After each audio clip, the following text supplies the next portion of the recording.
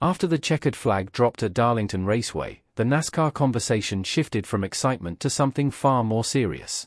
Tyler Reddick has now won 4 of the first 6 races of the 2026 season: Daytona, Atlanta, COTA, and Darlington, and according to NASCAR Insights, that makes him only the 3rd driver in Cup Series history to accomplish that feat. The other 2 names in that club are Dale Earnhardt in 1987 and Bill Elliott in 1992. When those are the only 2 comparisons available, the scale of what Reddick is doing becomes impossible to minimize. And at the exact same time those numbers are being written into the record books, the rest of the NASCAR garage has started asking uncomfortable questions, loudly. This is no longer a conversation about hot streaks or momentum. After Darlington, this is a conversation about NASCAR history. To understand what Reddick has done, you need to look at each of those 4 wins individually, because they were not built on one type of track or one set of conditions. Each race tested something completely different, and he passed every single test. Daytona was pure chaos. It demanded drafting instincts, survival awareness, and the ability to make split-second decisions under enormous pressure with 40 other cars surrounding you at nearly 200 miles per hour. Reddick navigated it cleanly.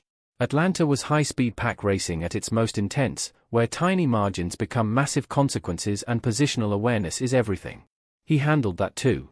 COTA brought a completely different challenge, a road course requiring precision, rhythm, braking zone discipline, and patience. Reddick delivered a composed performance that demonstrated his versatility extended well beyond the ovals. Then came Darlington. Darlington Raceway earns its nickname, "Too Tough to Tame," for a reason. The track demands tire management, long-run strategic thinking, composure under pressure, discipline while navigating traffic, and nerves of steel as the laps wind down. It punishes small errors in ways other tracks simply do not. What made the Darlington win particularly significant wasn't just the result. It was the timing and the context surrounding it. After more modest finishes at Phoenix and Las Vegas, there was a legitimate question forming inside the garage and among analysts: had the pace leveled off? Had the rest of the field identified what 2311 Racing was doing and begun closing the gap? Those were reasonable questions. Instead of fading or struggling to find answers, Reddick delivered a calm, controlled, veteran-level performance at one of the most demanding tracks on the entire circuit. That response, after 2 quieter races, is arguably the most telling detail of this entire early season run. It showed that the start wasn't built on luck, favorable conditions, or a 2-week anomaly. It was built on something real and repeatable. Tyler Reddick has won 4 of the first 6 races of the 2026 season, making him only the 3rd driver in Cup Series history to achieve this, joining Dale Earnhardt in 1987 and Bill Elliott in 1992. The historical comparison carries enormous weight. Earnhardt's 1987 season ended with 11 wins and a championship. Elliott's 1992 season became one of the most memorable title fights of the modern era. Nobody is claiming the 2026 season is guaranteed to end exactly the same way. History is not a script and results are never predetermined.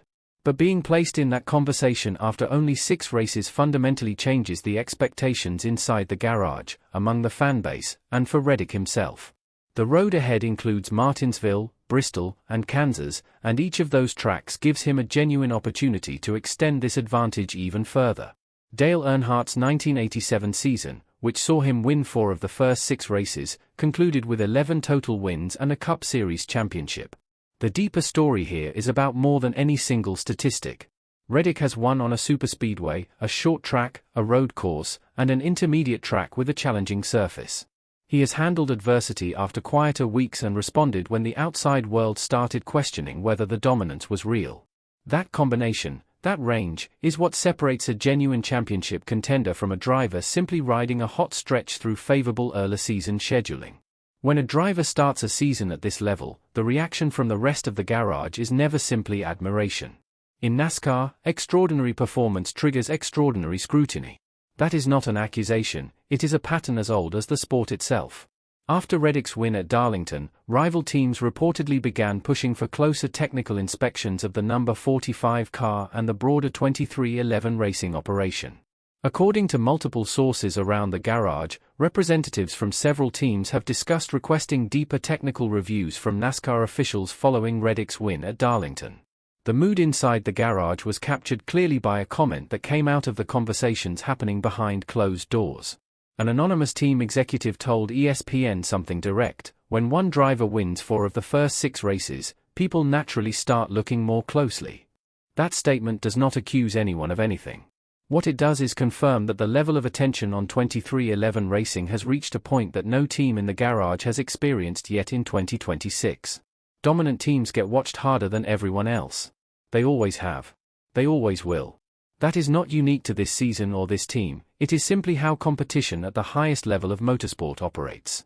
When one driver wins 4 of the first 6 races, people naturally start looking more closely. The context around 23XI racing matters here. This is not a small operation that stumbled into a few wins through favorable circumstances. Michael Jordan and Denny Hamlin have built a legitimate, well-funded, and deeply organized racing program over several years. The team has been on an upward trajectory for some time, and the investment in engineering talent, car development, and strategy has been visible.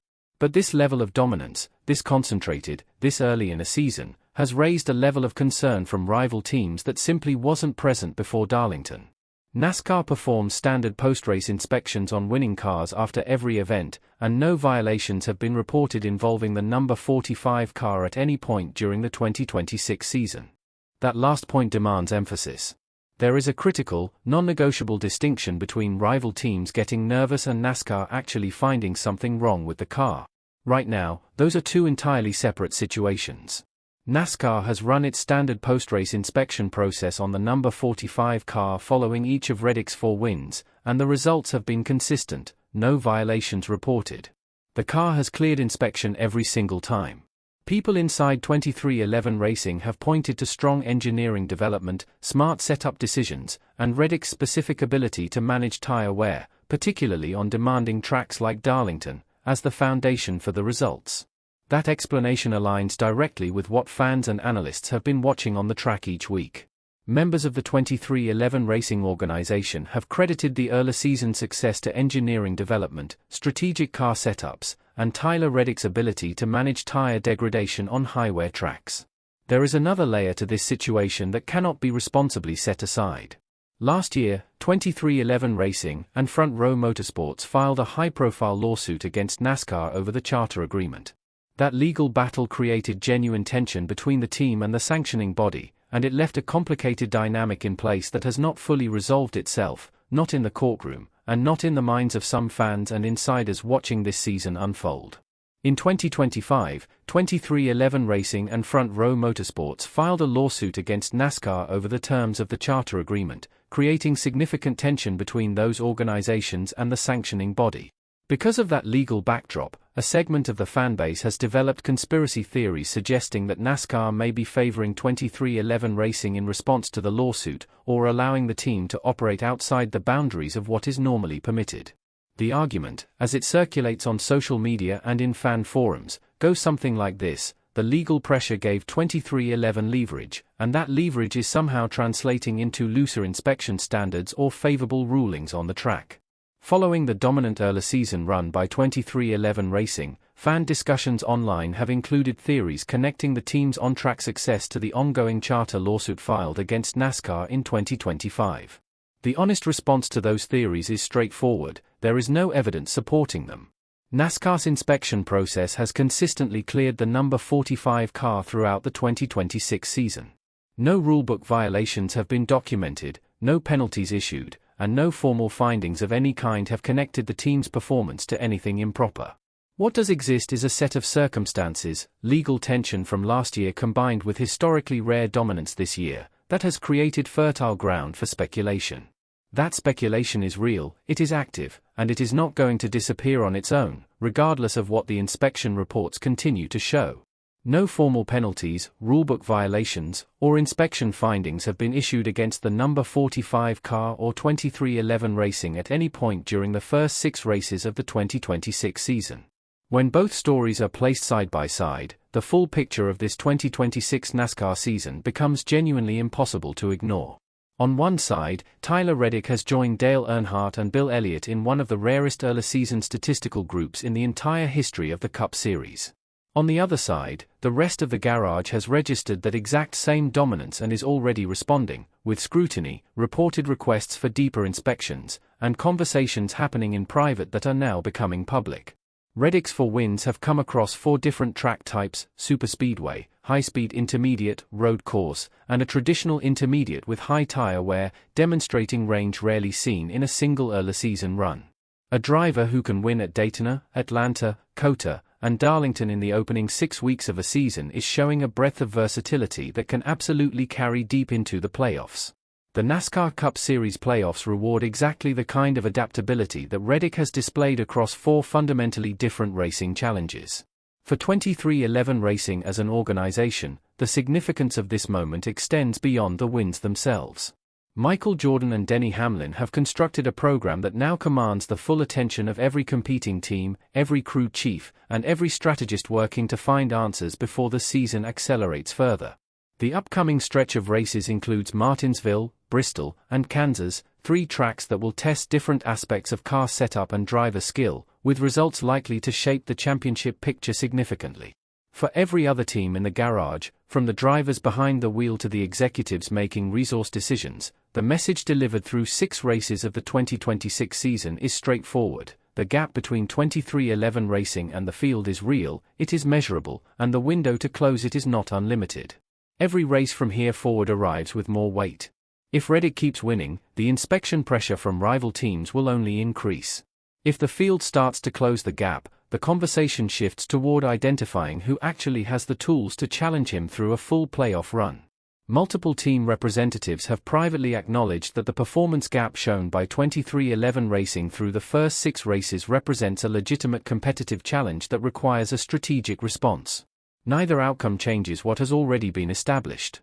Tyler Reddick has already secured his place in a 3-name historical group. The 2026 season has already reached a level of intensity, on the track, in the inspection bays, and in garage conversations, that makes every upcoming race feel consequential in a way that few early-season stretches ever do. Only Dale Earnhardt in 1987 and Bill Elliott in 1992 had previously won 4 of the first 6 races in a single Cup Series season before Tyler Reddick accomplished it in 2026. The entire NASCAR world is locked in on what 23XI Racing does next, and that kind of attention, earned through performance and historical achievement, is exactly what separates a season that people simply watch from one that they remember. If this breakdown gave you the real story behind what's happening in NASCAR right now, hit the like button and subscribe to NASCAR Nation Report. The channel is brand new and we are working toward our first 10,000 subscribers, real fans who want honest analysis and fact-based coverage every single week. Drop your thoughts in the comments. Do you believe Tyler Reddick is already building a championship season? Can the rest of the field genuinely close the gap? And is the inspection talk legitimate competitive concern, or just standard garage politics when one team starts winning everything? Let us know below, and come be part of this community from the very beginning.